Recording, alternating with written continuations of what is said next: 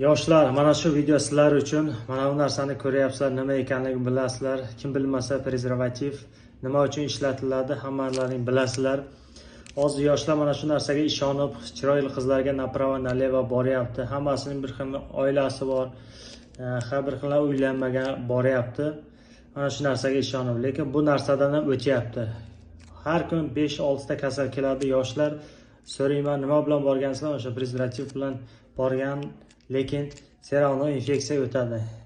Grippko поражение ketadi, grippok chiqadi, analiz topshirgandan keyin uroplazma chiqadi, gerpes chiqadi, gonoreya, boshqa infeksiyalar juda ko'p.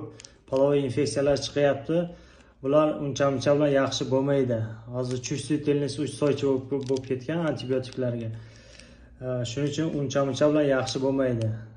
Yana 2005-yil bitta kasalimiz bor edi. Unda VICH-SPID chiqqan. Tushundingizmi? 2005-yil VICH-SPID chiqqan. Ertaga borasizlar O'zbekiston, Tojikiston, Qirg'izistonga borib uylanasizlar. Uylanishdan oldin analiz topshirasizlar. VICH-SPID, sifilis, gebatitlarga. Mana shular birontasi chiqib qolsa, sizlarga отказ avtomatik bironta qizini bermaydi. O'zlaring ham sharmanda bo'lasizlar, oilalaring ham, ota-onalaring ham sharmanda bo'ladi. Shuning uchun ehtiyot bo'linglar yoshlar.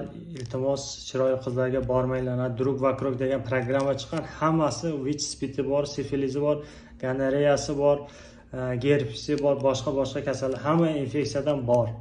Shuning uchun o'sha programmada o'tiradigan qizlarga ham taalluqli iltimos. Bizda ginekolog bor, ginekologga kelib, ko'rinib, infeksiyalarni polni tozalab, lecheniya olinglar. Ertaga o'zbek bolalarini hammasini virus kasalligiga chalintirmanglar. Iltimos yoshlar, mana shu videoni ko'rayotgan bo'lsalaring, podpisatsiya qilib, kommentariy yozib, podelisiya qilinglar. Qancha podelisiya qilsalar, shuncha yosh o'zbek bolalar ko'radi. Shu kasallikni oldini olamiz. Rahmat, salomat bo'linglar. Nima kommentariy bo'lsa, kommentariyaga yozinglar. Inshaalloh harakat qilamiz, javob beramiz. Rahmat, sog' bo'linglar, salomat bo'linglar.